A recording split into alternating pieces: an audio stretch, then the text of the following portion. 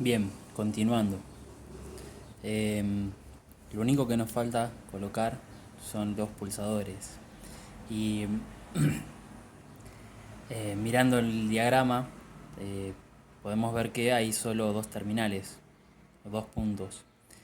Eso por ahí nos hace pensar que los pulsadores también. Y en muchos formatos que podemos encontrar sí es el caso, pero en muchos otros no, como es el caso de estos pulsadores, donde tenemos cuatro terminales. Y eso puede causar alguna confusión. Eh, lo que hay que tener presente es que el diagrama este es correcto. Si bien tenemos cuatro terminales, eléctricamente son solo dos.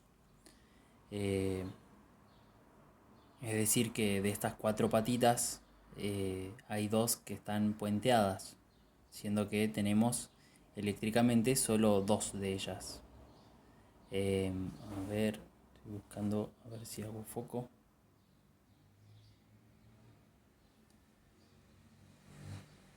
Ahí. Eh, Podemos observar esto en el caso de no recordar muy bien cómo funciona.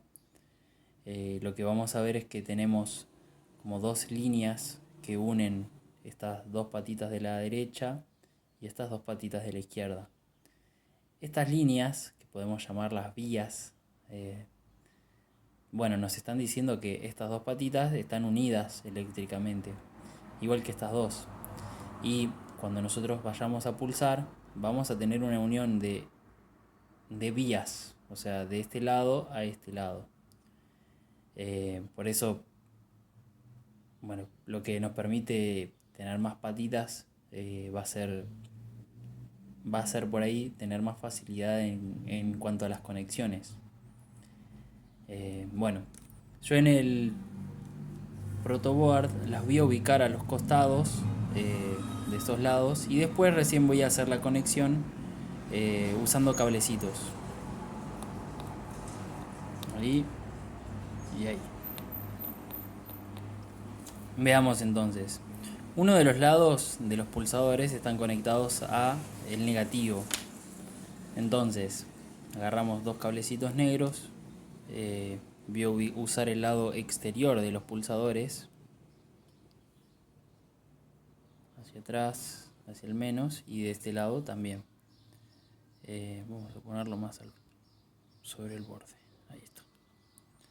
Uno más. Listo. Vamos a colocar este aquí. Y al negativo. Ahí está. Y ahora, del otro lado, lo que vemos en el diagrama es que se une con la base de un transistor, siendo el mismo punto donde también tenemos una resistencia. Las resistencias de 10K, o en este caso son estas grandes. Bueno, coloquemos entonces del otro lado del pulsador, o sea, de un lado tenemos el negativo y del otro lado la conexión a la base. De ahí hasta aquí. A ver, se me fue. Bien. Siguiendo. Desde aquí hasta la base. Bueno. Era todo lo que nos faltaba en la conexión. Vamos a enchufarlo a la fuente y verlo en funcionamiento. Después de eso, vamos a poder discutir algunas de los detalles del funcionamiento. Ahí tenemos. Está conectado, encendemos la fuente. Encienden los dos LEDs y podemos ver que el LED azul está mucho más brillante. En principio, eso es lo que estábamos hablando sobre de que hay un lado que va a ser el predilecto para encender. Veamos si prendemos otra vez y si se enciende el mismo LED. Bien, bueno, las cosas que colocamos del lado derecho son las que están las predilectas en el circuito para encender. Veamos que si presionamos los botones ahora, bueno, va a ir alternando la intensidad de cada LED. Siendo esto el bit que es el que podemos guardar, que bueno, nosotros lo podemos visualizar con los LEDs. No está de más aclarar que nosotros armamos un circuito y en principio esto no es que el lado izquierdo corresponde a un 0 o a un 1, sino que eso corresponde al resto del circuito que esté interpretando lo que tiene el flip-flop. Por eso no es que un lado corresponde al 0 y el otro al 1. Eso queda determinado de acuerdo al circuito. Bueno, ¿qué otras cosas podemos observar? Lo que uno esperaría en principio es que si se prende un LED el otro se apague. Eso era lo que esperábamos, que si uno prendía el otro se apague y así alternadamente. Pero lo que podemos ver es que aunque esté prendido el azul, el verde tiene un pequeño brillo. Y del mismo modo sucede si enciende el verde. El azul no se apaga completamente. ¿Esto por qué sucede? Esto es a causa de la naturaleza de los transistores. Son elementos que para funcionar necesitan energía. Lo mismo que para almacenar el dato necesitan energía.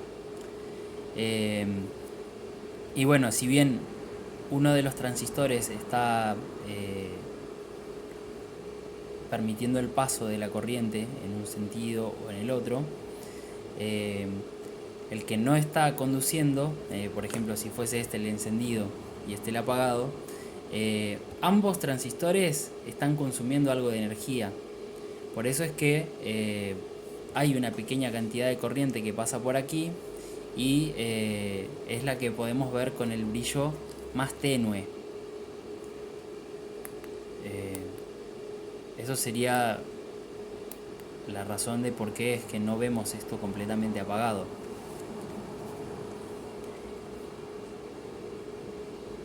¿Qué más podemos decir?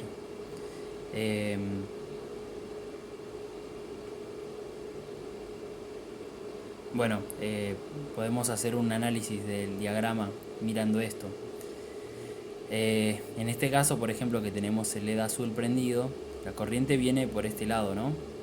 Cuando llega al colector y al emisor, ve un circuito cerrado y llega al negativo. Por eso es que el LED enciende. Pero del otro lado también está sucediendo algo parecido. Es justamente esta energía que necesita el transistor izquierdo, que aunque acá esté mostrando una llave abierta, también está consumiendo algo. ¿Y eso por qué sería? Es la electricidad que pasa por aquí, que hace que el LED emita tenuemente. Llega acá y ve un circuito abierto, pero tiene otro camino para ir. Uno con una resistencia muy grande, pero es un camino al fin y al cabo. Acá hay un circuito abierto, no puede pasar directamente. Pero va a venir entonces por aquí, por eso es que el brillo es tenue, y al llegar a la base lo que hace es permitir que esto siga cerrado, que el paso de la corriente pase todo derecho. Lo que nosotros hacemos al pulsar es que le estamos dando otro camino a esta corriente que viene por aquí, que produce el brillo tenue. Le estamos dando el camino con menor resistencia que este de acá de la base. Lo podemos mandar directamente al negativo. Eso es lo que hacemos cuando pulsamos. Estamos estableciendo una conexión entre este punto y el negativo. Entonces, la electricidad se viene todo por aquí. En la base tenemos una corriente igual a 0 y este transistor pasa de ser una llave cerrada a una llave abierta, haciendo que la corriente que venía toda por acá ya no pueda pasar. Eh, entonces, ¿qué es lo que va a hacer cuando no pueda pasar por acá? Va a tomar el camino alternativo. ¿Qué es esta resistencia? Va a venir por acá, va a cruzar y va a llegar a la base de este transistor, haciendo que este lado pase a ser un circuito cerrado y permitiendo que toda la corriente que venía por acá pase derechito, haciendo que el brillo de este LED pase de ser tenue a intenso, que es lo que vemos ahí. Y bueno, la pequeña corriente que mantiene este circuito cerrado es la que vemos de este lado con el LED. Eso es principalmente lo que hacemos, alternando con los pulsadores. Es alternar de este caso a este caso. Bueno, un detalle con el que me encontré al intentar simular el circuito es que en los simuladores las resistencias que podemos armar, por ejemplo, haciendo este diagrama, sí son exactamente iguales. O sea, si acá ponemos 560 y acá también, realmente son iguales. No es como el caso que tenemos en la realidad, sino que bueno, son idénticas. Lo mismo con esto, lo mismo con los LEDs, tienen el mismo consumo, lo mismo con los transistores. ¿En qué repercute todo esto? Es que si todos los elementos del lado derecho son exactamente iguales a los del lado izquierdo, no va a haber ningún lado que sea el predilecto a la hora de encender, sino que en vez de arrancar así o arrancar así, van a arrancar los dos medios encendidos.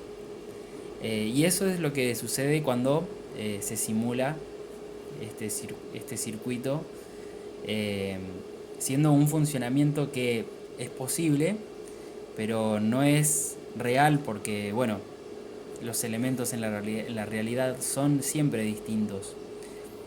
De ahí que, bueno, consideramos la tolerancia en las resistencias, de ahí que los transistores no vienen con un valor fijo de la corriente que manejan o de la tensión que también manejan, sino que dan un parámetro. Es también algo equivalente a la tolerancia. Porque bueno, ya se considera que no van a ser iguales, sino que son solo parecidos. Y bueno, todo esto es para explicar por qué la simulación de este circuito no funciona de forma real. Por eso es que bueno, recurrí a hacer el video para poder explicar el circuito de forma correcta.